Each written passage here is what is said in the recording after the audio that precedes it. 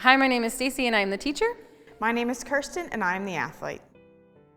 Racket sports. Tennis. Picture of bell tennis ball, bell wristlet, tennis racket, sound source, tactile maps, tactile tennis diagrams, artist's figurine. In this video, we will be talking about the adaptations for tennis. The first thing I'm going to do is grab our tactile map and our tactile diagram.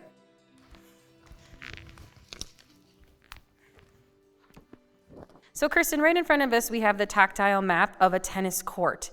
And so as you feel around, you're going to have a very large rectangle, and in it you might find little gaps.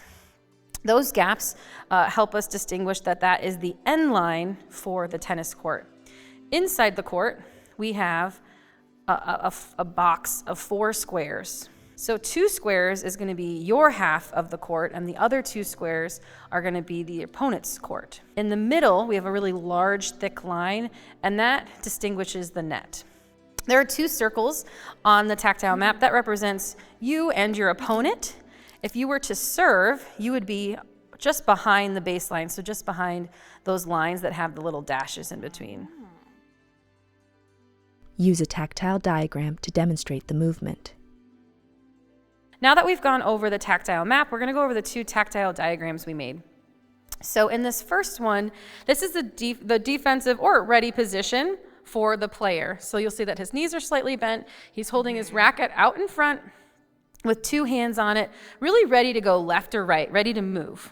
And now we're going to switch to our tennis forehand tactile diagram. So this diagram shows the forehand in tennis, and there's a progression of movements with the racket that you would do to do the forehand in tennis. Use an artist's figurine with the athlete to demonstrate the movement. All right, so Kirsten, right now I have the artist figurine, and I want us to focus on the top half of the body. Okay. So we're going to practice the forehand, and since you said you're left-handed, I'm going to extend this arm out. Okay. And again, this front part would be a forearm. So the forearm is going to be facing our opponent. Your hand's going to come back and then come through. If you want to be able to aim towards the target, to the opponent on the other side, you can actually point this arm to where you want it to go. Okay. Now let's feel the bottom half. So our knees are slightly bent. And right now our body of our artist figurine is kind of leaning backwards. We want to lean into that. And then we're going to kind of put that all together. Use tactile modeling to demonstrate the movement. What I want you to pay attention to is what my body's doing. So the ball came over to my left-hand side. I'm going to pretend that I have a racket in my hand. I'm going to hit the ball and then follow through. Can you feel what my elbow's doing? It's straightening. Great. And then is there anything else you can tell with my body? Yes, you're shifting your weight to your right foot. Exactly. Great job. Use a variety of equipment to make the skill accessible for the athlete. So first things first, let's orient to the racket. So I just want you to take some time feeling the different parts of the racket, seeing how long it is, how wide it is. Great. All right, so now that we're oriented to the racket, I'm going to hand you the bell tennis ball. So it's really nice and squishy. It has a great bounce if you want to bounce it. And that's a really good sound source for when playing tennis. So it's a really nice piece of adaptive equipment to use. And we're going to use that today when we practice some tennis. How's that sound? Great. So now that we went over the tennis ball and the racket, I just want to talk about ways that we can make tennis more accessible when in the classroom. And so a great way to do that is to have tactile borders. So you can put string down on the court, around the court, and then put tape over it to make sure that it's tactile so that we're able to feel where our boundaries are on the court. You also want to make sure that you have really good communication. And so you can have a designated person on the side of the court narrating what's happening in the game. So if they hit the ball to the left, if they hit the ball to the right, or if they scored a point, knowing where on the court they scored that point. One way to make the game accessible from the start is when there's a serve, to not bounce the ball when serving, but to start from the ball in your hand.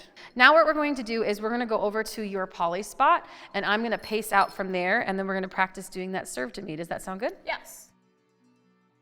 Use poly spots and a sound source to help guide the athlete through the skill.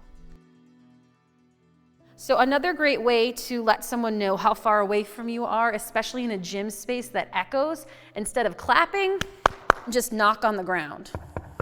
So that localizes the sound to the ground so they can have a better understanding of where I am. You could also have Kirsten walk to me and then back, pacing that space herself. And then finally, that designated person that's also narrating could be at the net that has some jingles on it, and they could just be gently tugging on the net so that Kirsten would know where the net is. You also could just have a sound source under the net the entire time. So Kirsten, in this scenario, I am taller than 3 feet. However, I would like you to serve it over my head. Kirsten hits the ball and serves it over Stacy's head. Be patient. It may take several attempts for the athlete to progress in the skill. All right, so Kirsten, on your first serve, you had your feet together and you were facing me and you served the ball in front of your body. This time what I want you to do is I want you to do a 90-degree turn to your left. So right now your right hip is facing me, correct? Perfect. So when you serve this time, I want you to bend your knees slightly and I want you to put that ball in that sweet spot. And as you go back, have a nice, really strong swing. That is in the sweet spot, yes. Have a really nice, strong swing back and then forward. And again, I'm the net. That time you had a good knee bend, you had a really nice, strong forearm and follow through. So great work. Use a tactile map to review the skill with the athlete. All right, so Kirsten, what I want to make sure that you know is when you were serving or practicing serving, I want you to know where the ball landed. So in this case, this is going to be your dot, right? Yep, right there. That's you. Okay, and then so I have this little circle that's going to represent where your serve went to your opponent. So after your first serve, it went over the net, and then it landed in this quadrant, which was to the right. And then your second serve was just over the net. It hit the net and then dribbled over and landed really, really close to the net. The skill should increase in difficulty as the athlete progresses. And so this concludes our tennis adaptations video. Using accessible equipment, communication, and good strategy, you can make tennis accessible for all. For more, visit the Sports Adaptations page at www.nwaba.org. Thank you for watching. Slide of NWABA logo.